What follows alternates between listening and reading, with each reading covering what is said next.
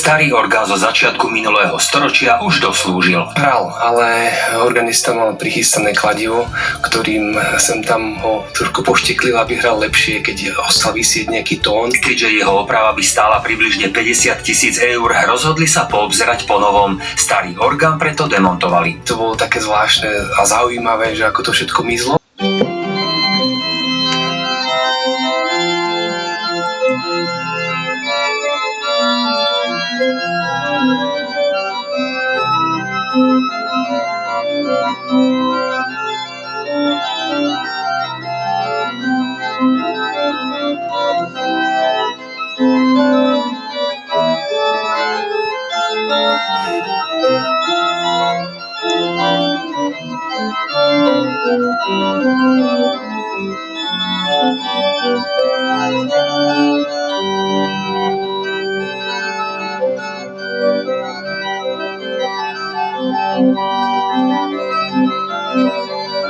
Nový orgán kúpili v Nemecku za peniaze z farských zbierok. Pôvodne slúžil v kostole, ktorý tam zrušili. Má 33 rokov, čo je na orgán pomerne málo.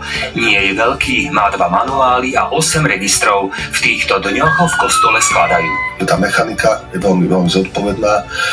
V podstate tam sa nemá tomu čo stať, tie nástroje slúžia perfektne storočia s týmito mechanickými traktúrami. Najväčšou výzvou je zvukovo ho dokonale prispôsobiť novým barokovým priestorom.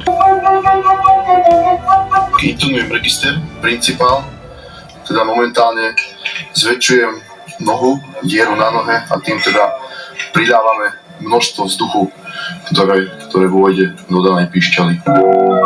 Je to výnimočná vec, možno niekto to nezažije ani za život, že sa stavia nový orgán.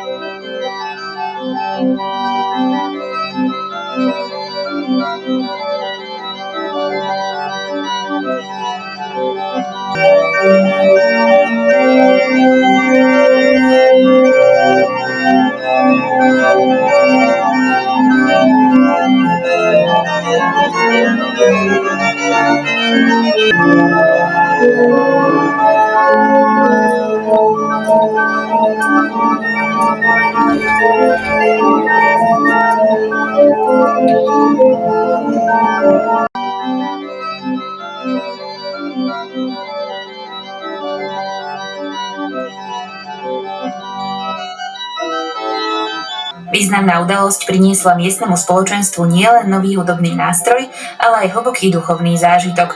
Hlavným celebrantom bol Marián Gregor, farár zo Sielnice a člen hudobnej subkomisie liturgickej komisie pri konferencii biskupov Slovenska.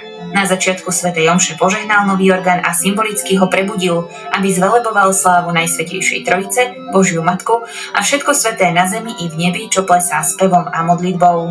Spolu s hlavným celebrantom koncelebroval miestny farár Michal Baláš. Na slávnosti sa zúčastnil aj banskoštiavnický dekan Norbert Ďurdík. Popoludní sa konal v kostole inauguračný koncert v podaní organistu Martina Baka z vybraných hudobných diel.